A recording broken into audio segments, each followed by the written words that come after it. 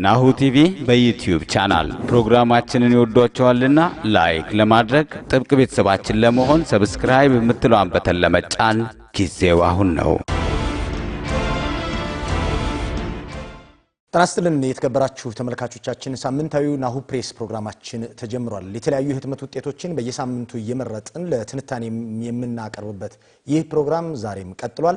ያየሶሽ መልስ ነኝ። እንግዶች አሉኝ።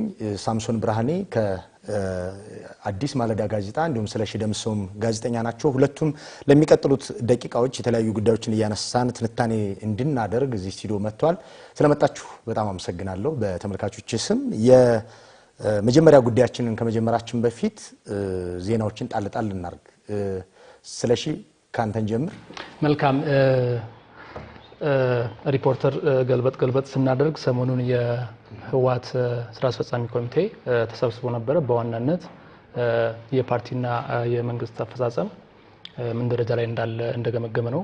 በእርግጥ ጠለቅ ያለ መግለጫ አልሰጡም። የፓርቲው ስራ አስፈጻሚ ኮሚቴ አባላቱ ጌታቸው ረዳ በሪፖርተር ተጠይቀው የሰጡት አጭር ማብራሪያ የፓርቲና የመንግስት አፈጻጸምን እንደገመገመ ነው የተናገሩት። በተያያዘ ዜና እንደዚሁ የአማራ ዲሞክራሲያዊ ፓርቲ አዴፓ ስራ አስፈጻሚ ኮሚቴም በአዲስ አበባ ተሰብስቦ ነበር። በይፋ የተሰጠ መግለጫ ባይኖርም በተለያዩ የዜና አውታሮች እንደሰማነው ከአማራ ብሔራዊ ንቅናቄ አብን ጋር በጋራ ለመስራት ስምምነት እንዳደረጉ እና በዋናነት የስብሰባቸው ጭብጥ እንደነበረ ነው በሚዲያዎች ማወቅ የቻልነው። የህወሓት ስራ አስፈጻሚ ጉባኤ የተካሄደው መቀሌ ነው። የብአዴን ወይም የአዴፓ ደግሞ አዲስ አበባ የተከናወነ ነው። ከአብን ሰዎችም ጋር የጋራ የመግባቢያ ሰነድ የተፈራረሙት እዚሁ አዲስ አበባ ነው። ሳሚ ኔጋ ያለው በአዲስ ማለዳ ጋዜጣ በቅዳሜ እትም ላይ የዚህ ፓርቲዎች ውይይት ነበራቸው ኢንተርኮንቲኔንታል ሆቴል። እሱ ላይ አንድ ውሳኔ ያሳልፈዋል። ለዚህ ፓርቲዎች በሚያደርጉ ውይይት ላይ ከዚህ በኋላ የሚዲያ ተሳትፎ በድምጽ ብልጫ እንደሚወሰን ወስነዋል።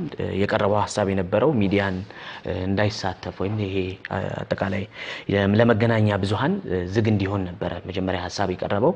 ነገር ግን እያንዳንዱ ውይይት በሚደረግበት ጊዜ በድምጽ ብልጫ መሆን እንዳለበት ስምን ላይ እንደደረሱ አዲስ ማለዳ በቅዳሜ እትማው ይዘውታለች። ሌላኛው ጉዳይ በዚህ ሰሞን መገናኛ ብዙሃን ላይ አጀንዳ የነበረው የኢህአዴግ በሚቀጥለው መጀመሪያ ሳምንት ላይ ጉባኤ ያደርጋል በስራ አስፈጻሚ ደረጃ የሚለው ነው። ባለፈው ሳምንት ያው እናንተ የላችሁም ከሌሎች ባልደረቦች ጋር ኢህአዴግ አለው የሚል በፍትህ መጽሔት ላይ የወጣን ጉዳይ አንስተን ተዳክሟል እንጂ አለ ስንል ነበር። ለመኖሩ አለሁ ብሎ ደግሞ አሁን ጉባኤ እንደሚያደርግ ተገልጿል። በሚቀጥለው ሳምንት የመንግስትንና የፓርቲውን ስራዎች አገራዊና ፓርቲያዊ ጉዳዮችን የሚመለከቱ ሐሳቦች አንስቶ ይወያያል ተብሎ ይጠበቃል። ለማንኛውም እነዚህ እንግዲህ እኛ የመረጥናቸው ዜናዎች ናቸው። ለመወያያ ወደ አመጣናቸው ጉዳዮች እንሂድ። በመጀመሪያው ጉዳይ ላይ በዚህ ሰሞን በመገናኛ ብዙሃኑ በብዛት አጀንዳ ሆኖ የሰነበተው ዛሬ እና ትናንት የሚወጡ ጋዜጦች በስፋት የዘገቡት የመከላከያ ሰራዊቱ የተመለከቱ ጉዳዮች ናቸው። በትግራይ፣ በአማራ ክልል፣ በኦሮሚያ የተለያዩ እንቅስቃሴዎችን ሲያደርግ ነበር። የተለያዩ ጉዳዮችን ከዚህ ጋር ተያይዘው ተነስተዋል። የመከላከያ ሚኒስቴርም የ6 ወር የሥራ አፈጻጸም ያለውን ለህዝብ ተወካዮች ምክር ቤት አቅርቧል። በዚህ ሰሞን ጄኔራል ብርሃኑ ጁላ ምክትል ኢታማጆር ሹም ናቸው ከመገናኛ ብዙሃን የፊት ገጾች ላይ የጎልተው የታዩ የመንግስት የሥራ ኃላፊ ሆነዋል። ሳሚ ትክክል። እንግዲህ አሁን የሪፖርተር ያወጣውን ዘገባ በምንመለከትበት ጊዜ ኢሹ ላይ እንግዲህ አሁን ሳቸው ባቀረቡት የፓርላማ አፈጻጸሙ ላይ በውትድርና ዘመኔ በራስ ህዝብ ላይ ጭካኔ የተሞላበት ዘግናኝ ጥቃት ተፈጽሞ ያየሁት በምዕራብ ወለጋ ነው ብለዋል። እንግዲህ ከዛሬ ከተሰጡት በሳቸውም እንትኑ በጣም ቦልድ የሆነ ስቴትመንት ያየነው እዚህኛው ላይ ነበር። በተለይ በውትድርና ዘመኔ በራስ ህዝብ ላይ ጭካኔ የተሞላበት ብለው ያነሱት ነገር እንዳልከው ሪፖርተርን በሰፊው ሽፋን ሰጥቶት እንደ ርዕስም የወሰደበት ነው። እንደውም ምን ይላሉ እሳቸው? ለአንድ ህዝብ ነጻነት የሚታገል ኃይል በሚታገልለት ህዝብ ላይ ጭካኔ የተሞላበት ዘግናኝ በደል እንዴት ሊፈጽም ይችላል በማለት ጥያቄ አንስተው ለረጅም ዓመታት በውትድርና አገልግያለሁ፣ እንዲህ ያለ ጭካኔ ግን በወለጋ ከተፈጸመ በስተቀር አይቻላውቅም ብለዋል። ስለሽ በጣም ትልቅ ጭብጥ ያለው አገላለጽ ነው። በነገራችን ላይ እኚህ ሰው በወታደራዊ ህይወት ረጅም ጊዜ ያሳለፉ ጀነራል ናቸው። ስለዚህ ወታደር ስትሆን ብዙ የምታያቸው ነገሮች አሉ። ምናልባት እንደ ኤኒ ሲቪል የማትሸበርባቸው ብዙ ነገሮችን አይተህ ነው የምታልፈው። እኛ ሲቪሊያንስ ብናይ ሜቢ ሾክ ሊያደርጉን የሚችሉ ነገሮች፣ ግን ወታደሮች ብዙ ነገርን ስለሚያልፉ በሳቸው ደረጃ እንደዚህ ከተገለጸ ዝም ብለን በምናባችን መሳል የምንችለው ነገር አለ። እንደውም ለጆሮ ሁሉ የሚከብዱ ብንገልጻቸው በጣም የሚከብዱ ነገሮች አሉ። ምናልባት በቅርብ በቪዲዮ የሚለቀቁ ነገሮችም አሉ ለማየት የሚከብዱ ቢሆኑም ግን የተፈጸመው ነገር ክብደቱ ያን ያህል እንደሆነ ማሳየት ተገቢ ነው የሚል እንትን ብለዋልና የተሻለ ነገር አመጣልሃለሁ ብለህ የምትታገልለትን ህዝብ እንዴት ታሸብረዋለህ ነው በዋናነት።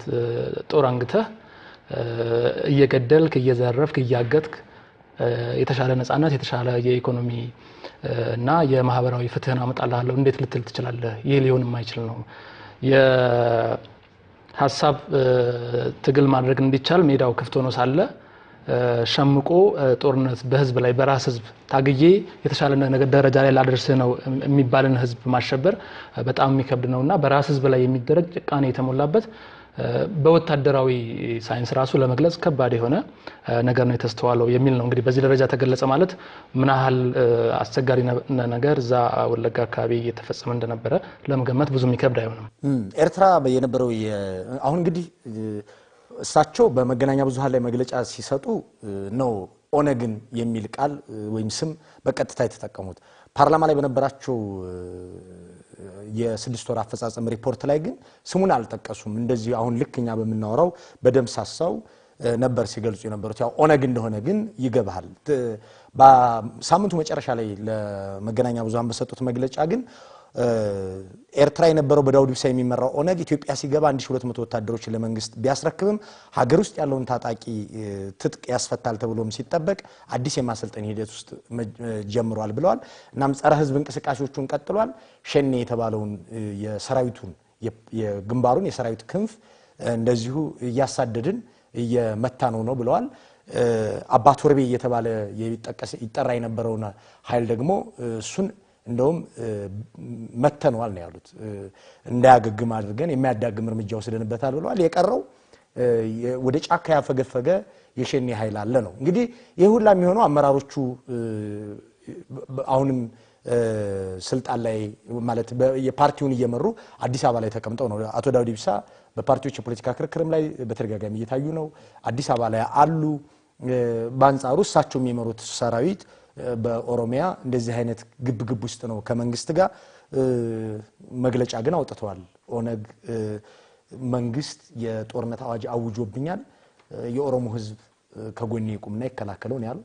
እንሳን አዎ አሁን ግራ የሚገባው ነገር ከመጀመሪያው አሁን ከዚህ በኦነግና በመንግስት መካከል ያለው ስምምነት ራሱ ከመጀመሪያው ጀምሮ ስታየው ግልጽ የሆነ ነገር አልነበረም። ለህዝቡ ይፋ አልተደረገም። ምን ስምምነቱ አለ ውስጡ ላይ እንዴት ነው ትጥቀፈ እንደውም አንድ የወጣው ላይ እሳቸው የሰጡት አንድ መግለጫ ላይ ኖት እንደውም እሳቸው ሳይሆን ዶክተር አብይ የሰጡት መግለጫ ላይ ስለ ትጥቅ ስምምነት ኢሹም አልነበረም የሚል ነገር ተነስቶ ምክንያቱም ያው ይፈታሉ ተብሎ ተጠብቆ ነበር መሰለኝና እዛ ላይ ይፋ የሆነ ነገር ያለ መውጣቱ የሱ ውጤት ነው ብዬ ነው ማምነው። ማለት ምንም የተደባበቀ ነገር መጨረሻ ላይ ይዞ የሚመጣው ነገር ነው። አሁን ተመሳሳይ ነገር እንደውም እኔ ኤርትራ ላይ የሚያስፈራኛል። እስካሁን ያለው ስምምነት ምንድነው ክሊር የሆነ ነገር ትሬዱ ያለው እንደዛ ሁላ እዚህ ላይም ክሊር የሆነ ነገር በመንግስት ባለመውጣቱ ችግር ሊያመጣ የሱ ውጤት ነው ነው። አዎ አቶ ታዬ ደንዳ የኦህዴድ ወይም የኦዴፓ የህዝብ ግንኙነት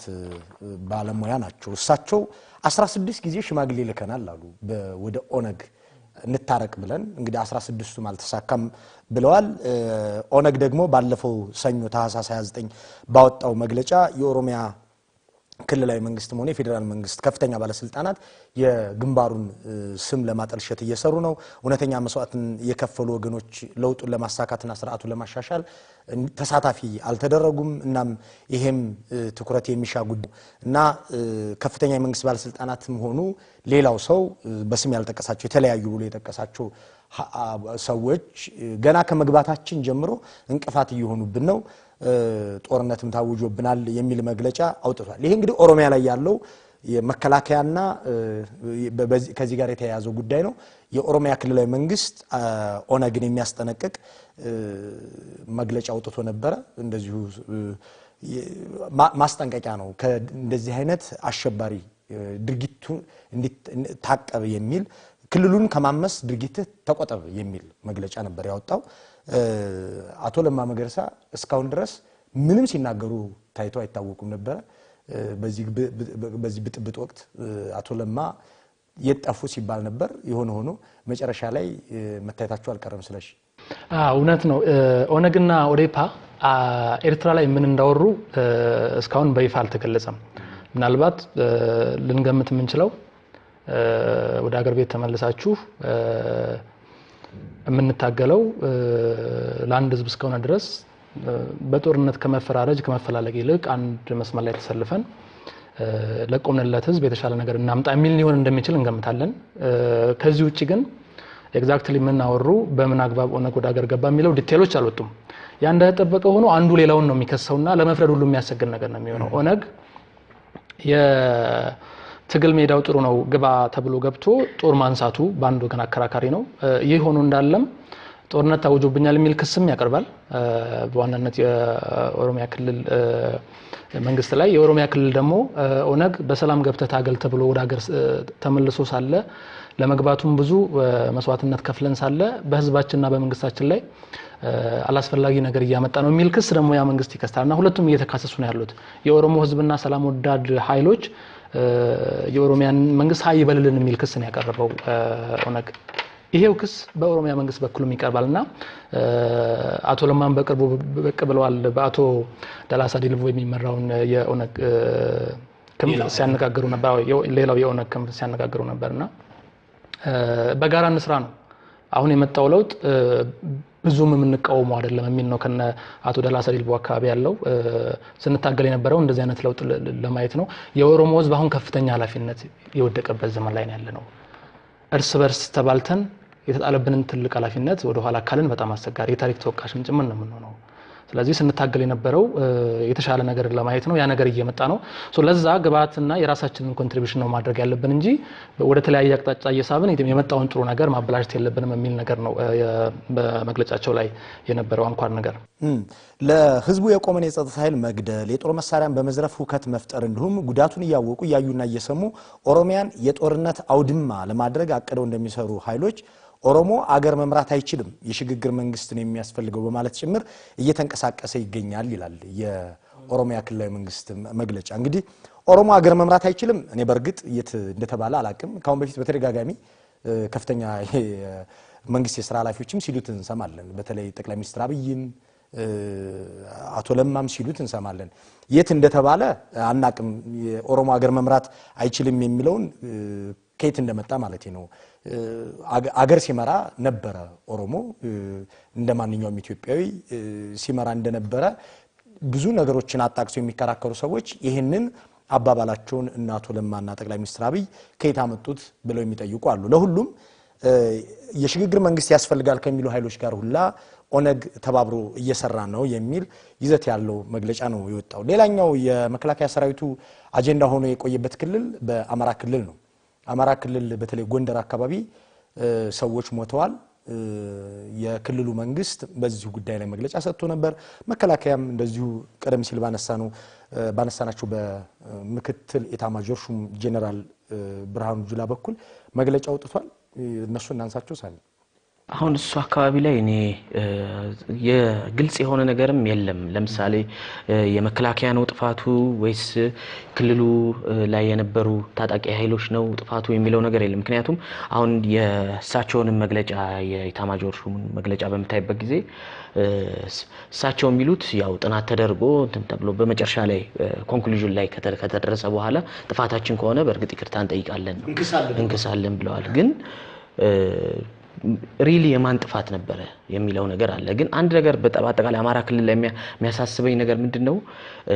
በጣም እሽቅድድም አለ። በተለይ የዚህ ጠመንጃ የመያዝ እሽቅድድም በየቦታው አለና ታጣቂ ኃይሉን በጣም በከፍተኛ ሁኔታ ጨምሯልና በዚህ ምክንያት ሊከሰቱ ይችላሉ አንዳንድ ሁከቶች ብጥብጦች ምናምንና ሴፍ ሆነህም ምትልበት ከተማ አይደለም አሁን ከበፊቱ አንፃር የአማራ ክልሎች በተለይ ወደዛኛው አካባቢ ላይ ምክንያቱ ምዕራብ አማራ ክልል አካባቢና ከዚህ አንፃር እርግጠኛ ሆኖ የማን ነው ጥፋት ለማለት ለመድረስ በጣም ከባድ ነው ጥናት ተደርጎ እንደተባለው ተብሎ ግን ያሳዝናል ያፕን ያደረገው ነገር በጣም የሚያሳዝን ነው የደፈጣው ያደርገውብን በተሰባሰቡ ወታደሮች ላይ የደፈጣው ተደርጎ ተተኮሰብንና ሞቱ መከላከያ ራሱ ለመከላከል ነው ይሄንን እርምጃ የወሰደው የሚል ነገር ነው ያነሱት ጀነራል ብርሃኑ ግን የአማራ ክልል መግለጫ በተለይ በአቶ ገዱ አንዳርጋቸው የተሰጠው በምንም መመዘኛ ምንም አይነት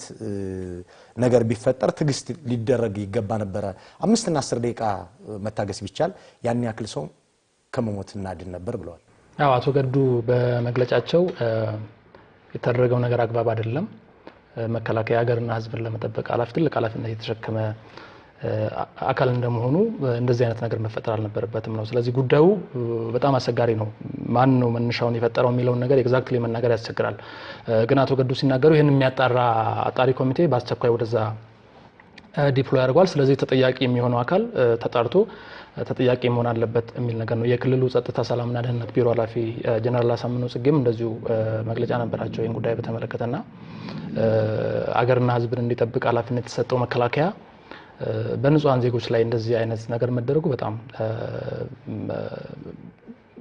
አመረው የሚነቅፉት ነገር እንደሆነ አንስተዋል በርግጥ መከላከያው ያንን ነገር እንዲወስድ ያስገድደው ነገር ምንድነው የሚለውን መፈተሽ የሚያስፈልግ ይሆናል በትግስት ሊያልፍ የሚችል ነገር ሆኖ ከነበረ እንደዚህ አይነት ጥፋቶች መከሰት አልነበረባቸውም የሱር ኮንስትራክሽን የግንባታ እቃዎች እንዲንቀሳቀሱ የእጀባ ጀነራል ብርሃኑ ጁላ ትናንት በተጡት መግለጫ እንዲንቀሳቀስ ለበሰጠነው እጀባ ምክንያት የተነሳ ነገር ነው የሚል ነው እሱ ራሱ መጣራት አለበት ምናልባት ያደፈጡ ሰዎች ወታደራችን ላይ ተኩስ ከፍተው ያንን ለመመከት ያደረግነው ጥረት ሲቪሊያኖችን ገደለ የሚል ነገር ከሆነ ትንሽ ሚንታታ ነገርም አለው በነገራችን ላይ የሳቸው መግለጫ በራሱ በአንድ በኩል መከላከያ የተከፈተበትን ነገር ለመመከት ያደረገው ነው ይላሉ በሌላ በኩል ጥፋቱ ነው ከተገኘ ኃላፊነት እንወስዳለን ብቻ ሳይሆን ካሳምን ከፍላለን የሚል ነገር አለውና እርግጠኛ ሆነዋል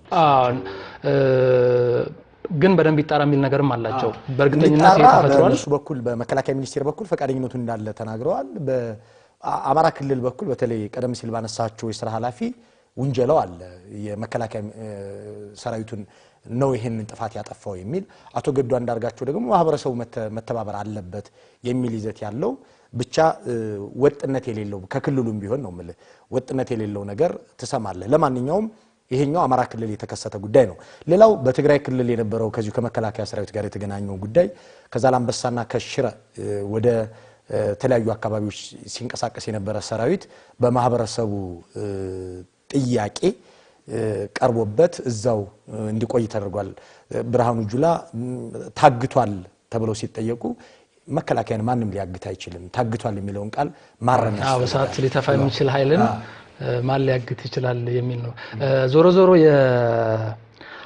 ሜቢ ከዛላምበሳ አካባቢ ሊንቀሳቀስ የነበረውን ወደ መከላከያ ኃይል ይቆይልን የሚል ጤናማ ጥያቄ ከሆነ በጥሩ መልኩ ነው ወስደው በነገራችን ላይ ህዝቡ ስጋት ካለው አብሮን የቆየ ለረጅም ጊዜ እዚህ አካባቢ ሰፍሮ የነበረው ወታደር ድንገት ሲንቀሳቀስ የሚፈጠርብን ስሜት አለ ብሎ የክላሪቲ ጥያቄ የመጠየቅ ነገር ከሆነ ችግር የለውም የምንንቀሳቀሰው ለዚህ ጉዳይ ነው እናንተና አደጋ ላይ ለመጣል ሳይሆን ሌላ ተልኮ ሊሆን ይችላል ወታደሩ ሲንቀሳቀስ ጥሎ መሄዱን ብቻ ሳይሆን ማሰብ የሚያስፈልገው ሊንቀሳቀስ ያስፈልገበት ሌላ ተልኮስ ምን አለ ብሎ ማሰብም በሌላ በኩል ጥሩ ነው ግን ይሄ እንደተጠበቀ ሆኖ ምናልባት ከስርዓት አልበኝነት ወጣ ባለ መከላከያው መንቀሳቀስ አይችልም ከኛ ፍቃድ ውጪ የትም ሊሄድ አይችልም የሚል ጀብደኝነት አይነት ነገር ከሆነ እሱ ኃይል ይገባል ነሰሊ በዛላምበሳ ብቻ ሳይሆን በየትኛውም ያገሪቱ ጽንፍ ያለ ወታደር ለሌላ ተልኮ ተፈልጎ መንቀሳቀስ ቢኖርበት እዛ አካባቢ ያለው ህዝብ ዝም ብሎ በመብት ተነስቶ ይሄ የፍትህ የሞብ ጀስቲስ ምንለው ነገር አይነት ከሆነ እሱ ስርዓት ሊይዝ የሚገባ ነገር ነው ከዛ ውጪ ስጋት አለን ባትንቀሳቀሱ ስትሄዱብን ክፍተት የሚፈጠር ይመስለናል እሚል ጤናማ ጥያቄ ከሆነ እሱን በዚህ መልኩ መውሰድ ተገቢ ነው የሚሆነው እንዳልኩት በሌላ በኩል እኛ ያለን ፈቃጅና ከልካይ ልንሆን ነው ልትሄዱም ልትቀሩም በእኛ እጅን ያላችሁት የሚል ነገር ከሆነ ግን እንደዚህ አይነት ነገሮች እዛ አካባቢ ተፈጥረዋል ሌሎች አካባቢም ሰራዊቱ መንቀሳቀስ ቢኖርበት ካሁን በኋላ ምንድነው ዓላማ ብሎ መጠየቅ መስከን ነው እንጂ አትሄድም አትንቀሳቀስም ብሎ ከሰራዊት ጋር እውነትም እንዳሉት እሳት ሊተፋ የሚችል ኃይልን ዝም ብሎ እንትን ይያሉ አንዳንድ የሰራዊቱንም ትግስት አለንቃለ በነገራችን ላይ ያው እንደ ሰው ስሜት ይኖራቸዋል ግን የህዝቡ ስሜት ይበልጣል በሚል እየታዘዘ አንገቱን ደፍቶ መታያዙ ጥሩ ነገር መሆኑ እንደተጠበቀ ሆኖ ህዝባችንም ግን መስከን እንዳለበት መጠቆም ፈልጋለሁኝ ዝም ብሎ ተነስቶ ወዴት ነህ ምናምን የሚል ነገር ሳይሆን በአግባቡ ሎጂካል በሆነ መንገድ እንቅስቃሴው ለምንድነው ያስፈልገው እናንተ በተንቀሳቀሳችሁ ጊዜ የኛ ጉዳይስ ምን ይሆናል ስጋት አለን የሚል ነገር ካለ ያ በሚመለከተው ወታደራዊ አመራርም ሊሆን ይችላል በፖለቲካል አመራሩ ዋትኤቨር ግልጽ የሆነ ውይይት ተደርጎ ህዝቡ ማምኖበት እንዲንቀሳቀስ ማድረግና ጥያቄያቸውም ከዛም ይመነጭ ከነበረ ጤናማ እንደሆነ ማስቀመጥ ይቻላል በሁለቱም አካባቢዎች የንቀሳቀስ የነበረው ሰራዊት የፌደራል መንግስት ሰራዊት ነው ለፌደራል መንግስት የሚታዘዝ ነው የፌደራል መንግስት ጠቅላይ ሚኒስትር አብይ እንዳሉት አብሶሉት ፓወር አለው ወይም የማይገደብ ስልጣን አለው የሚያዘውን ሰራዊት ከቦታ ወደ ቦታ የማንቀሳቀስና ያንን መብቱን ሊገታ የሚችል ነገር መኖር የለበትም የሚለው በአንድ በኩል ይነሳል ግን ደግሞ በዛ አካባቢ ከውጪ ሊመጣ የሚችል ወራሪ ኃይል ሊኖር ይችላል ስለዚህ የደህንነት ስጋት አለብን ወዴት ነው ተታችሁን የምትሄዱት የሚል ጥያቄ ያላቸው ሰዎች ናቸው ያደረጉት የሚለው እንዳለ ሆኖ ጀነራል ብርሃኑ ይህንን ያደረጉ ሌላ ኃይል አለ የፖለቲካ አጀንዳ ያለው ከጀርባ ከክልሉ መንግስት እውቅና ውጪ የሆነ ሌላ ኃይል አለ ብለዋል እሱንም አውቀነዋል ብለዋል ዶክተር ደብረጽዮንም እንደዚሁ መግለጫ ሰጥተውበታል ሳሚ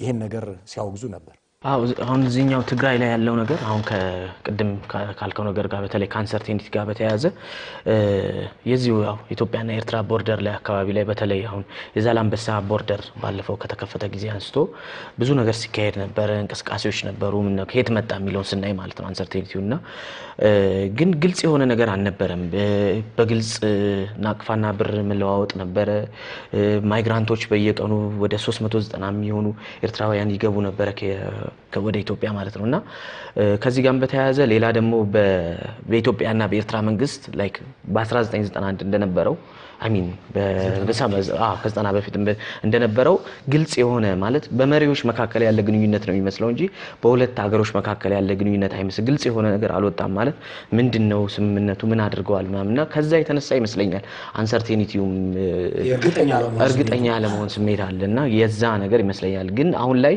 አይ ቲንክ አሁን ሰሞኑን ዶክተር ደብረጽዮንም ያደረጉት ጉብኝት አሚን እዛ ምዕራብ ትግራይ ጋር አካባቢ ጋር ሁመራ የነበረ እንትን ነበር ሚቲንግ ነበረ ከዛ አንፃር ትንሽ የመረጋጋት ነገር ይመስላል ግን አሁንም የሆነ ኢንስቲትዩሽናላይዝ ካልተደረገ በሁለቱ መካከል ያለው ሀገር ግንኙነት ተመልሶ ወደ ሌላ ነገር መግባቱ አይገርምና መነሻው ማየት አለብን በያስባለሁ የዚህ ህዝቡ ለምን ገደበው የሚለውን ማለት ነው ማህበረሰቡ ጥያቄም ከዛ ይመነጫል ነው ለማንኛውም እንደዚህ አይነት ጉዳዮች በብዙ ጋዜጣና መጽሔቶች ላይ ተነበዋል በዚህ ሳምንት የተከበራችሁ ተመልካቾቻችን እሱን መከታተል ትችላላችሁ ወደ ሁለተኛው ጉዳያችን ከመሄዳችን በፊት አፍታ ወስደን እንመለስ